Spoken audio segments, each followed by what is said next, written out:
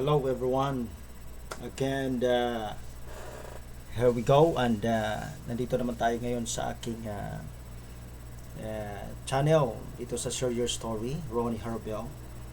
And we will talk today or tonight sa istoryang ito.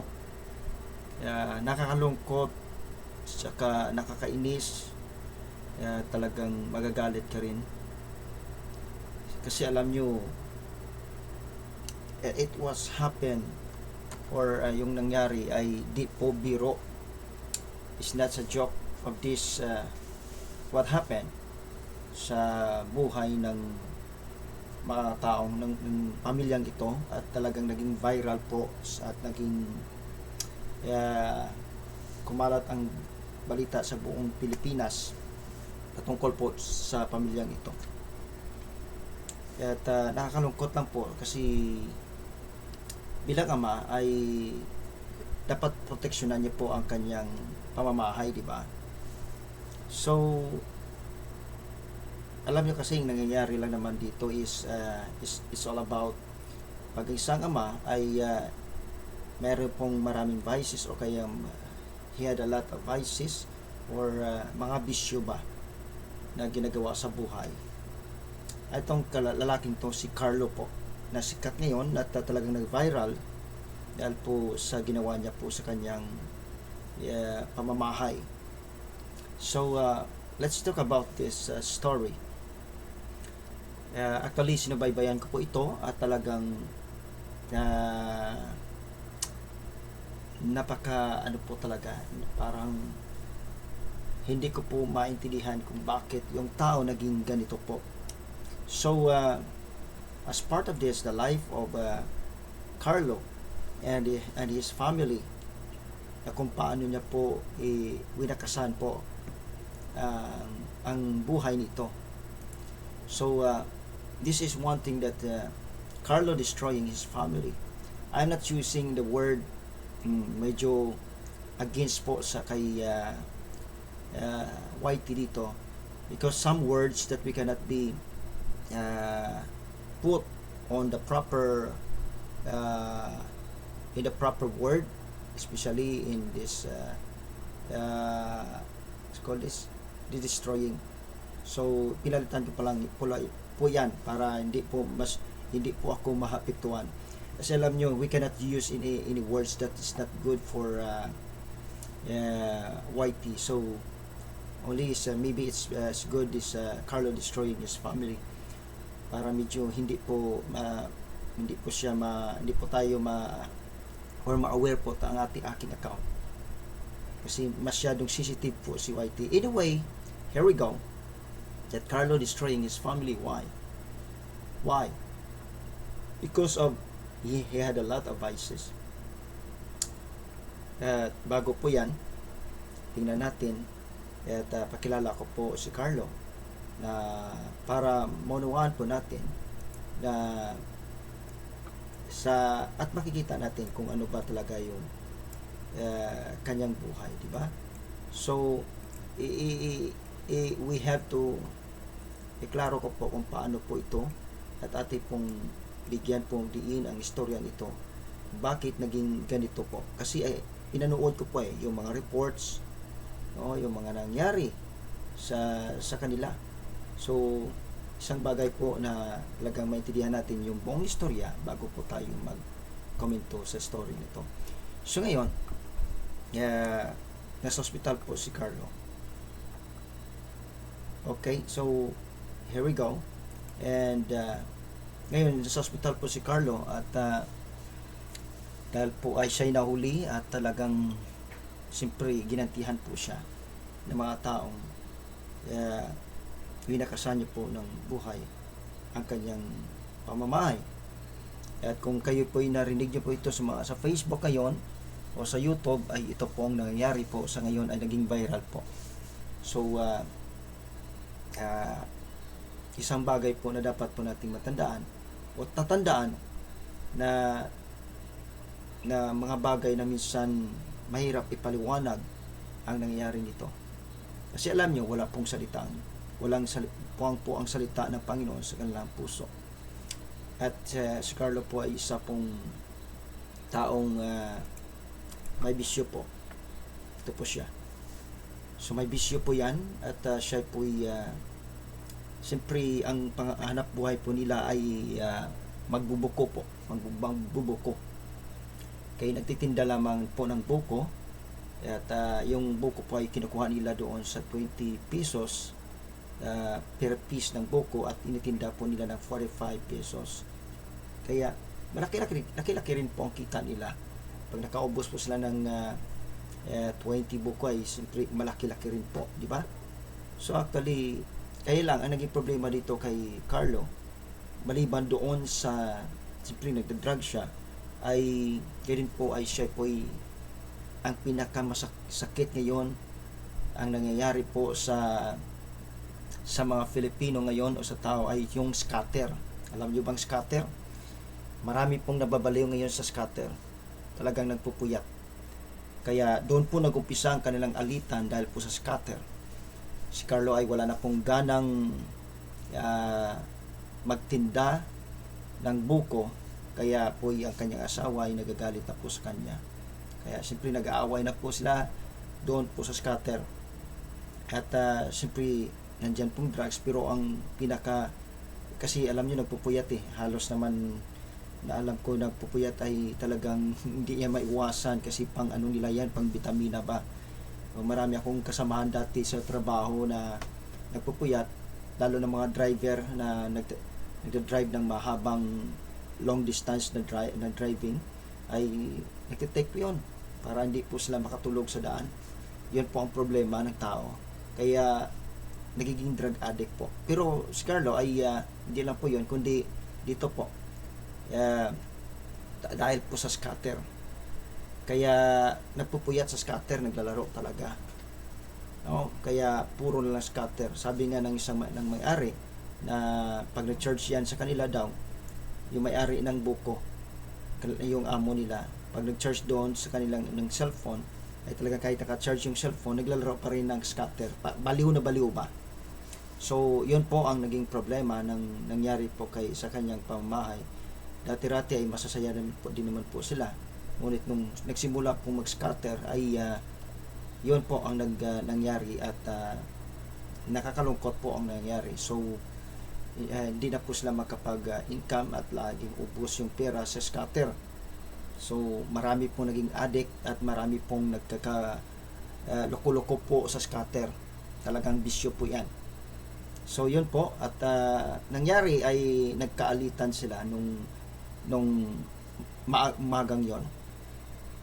At nung ginising siya ng kanyang asawa, at ang problema po ay hindi po sila nagkaintindihan at nagkasigawan po sila. At sabi ng lalaki, Miss Carlo, ay kay uwi na lang tayo sa bahay. Pero may plano na pala si Carlo. Kung ano yung nasa isip niya na. Kasi siyempre nagda-drugs yan. Sa kanalito na ano na rin siya, baon siguro sa utang din. Siyempre nagkakaproblema na rin po sa scatter. Alam nyo, scatter kasi minsan una lang yan ang mananalo ka, pero pagdating ng mabay talagang sa tagal mo na paglalaro sa scatter ay talagang mag-a-addict ka dyan.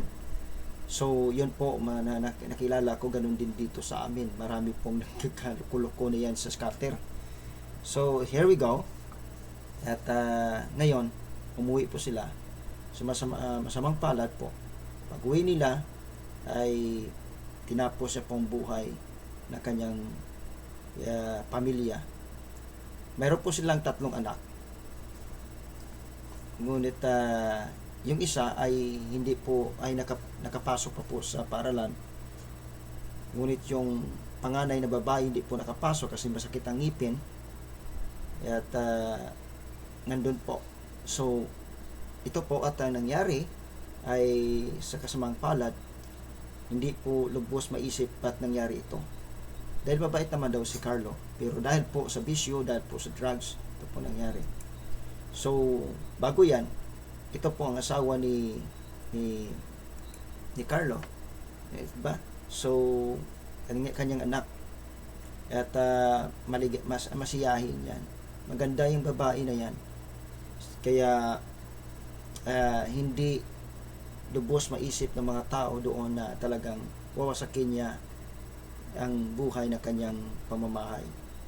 At ito pa, alam nyo kasi, ang nangyari, walang, kasi yung mga bahay nila ay tabi-tabi lang man lang dyan, malapit lang, pero walang may nakarinig.